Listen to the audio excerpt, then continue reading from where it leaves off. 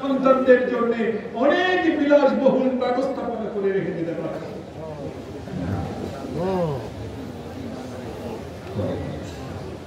আজকে যখন দেখি একজন প্রধানমন্ত্রী, অবৈধ প্রধানমন্ত্রী, তার পিএস এর নাকি পিএস না গাড়ি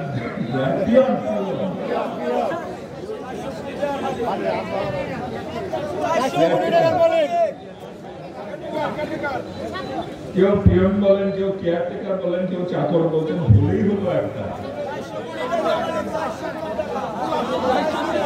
কত টাকার মালিক? 10 কোটি, 10 কোটি, 100 কোটি, 500 কোটি টাকার মালিক।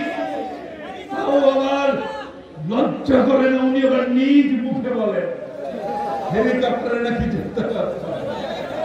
সেইরকম একটি সময়ে একটি দেশের প্রেসিডেন্ট নিজে ছেঁড়া কাপড় চোপড় পরে এবং ছেলেদের ছেঁড়া কাপড়, জোড়া তালি দেওয়া কাপড় চোপড়,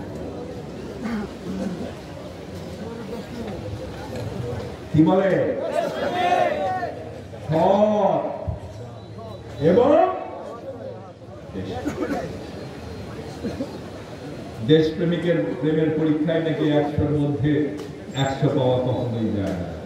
আমি জিয়াউর রহমানকে 99 দেওয়ার তো কোনো সুযোগ দিচ্ছি না।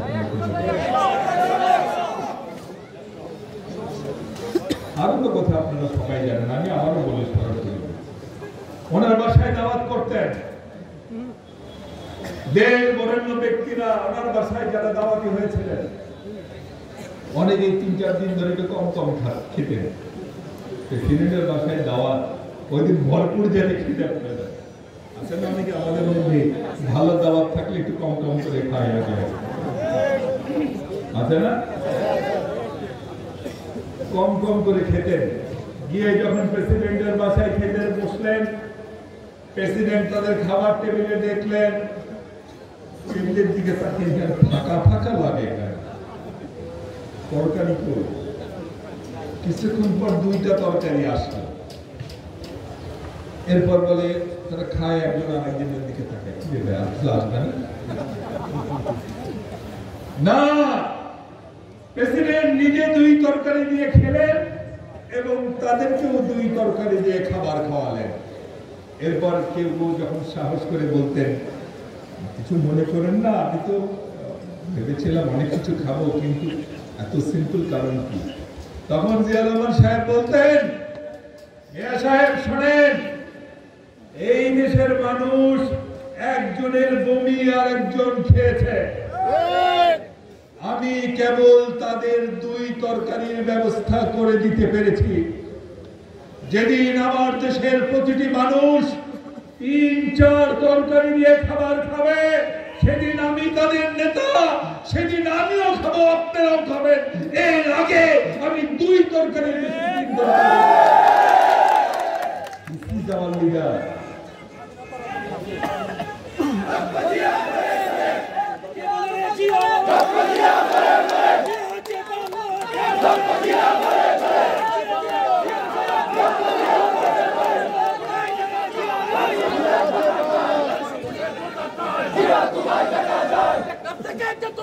সবাই বলে জিয়া জিয়া, সবাই বলে জিয়া জিয়া, বাংলাদেশ জিন্দাবাদ জিন্দাবাদ, বাংলাদেশ জিন্দাবাদ জিন্দাবাদ, জিয়া আছে বাংলায়, জিয়া লোকান্তরে লক্ষ জিয়া করে জানেন।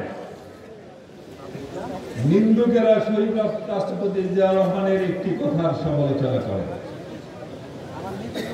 তিনি বলেছিলেন, I shall make politics difficult. শুনেছেন না? আছে না কিছু বুদ্ধিজীবী, আতের বুদ্ধিজীবী, আমরা বলেছিলাম না উনি পলিটিক্স ডিফিকাল্ট করে ফেলবেন। কিন্তু জিয়া রহমান কেন বলেছিলেন তিনি পলিটিক্সকে ডিফিকাল্ট করে ফেলবেন? তার কারণ জিয়া রহমান ক্ষমতায় আসার আগে বাংলাদেশের রাজনীতি নিয়ন্ত্রণ হতো ঢাকার ধানমন্ডি অথবা গুলশান, এই অভিজাত এলাকার 2-3-4টি বাড়ি থেকে। সারা বাংলাদেশের রাজনীতি কি হবে বাংলাদেশের কৃষকের কি হবে, জেলেদের কি হবে, শ্রমিকের কি হবে, এই গুলশান আর বনানী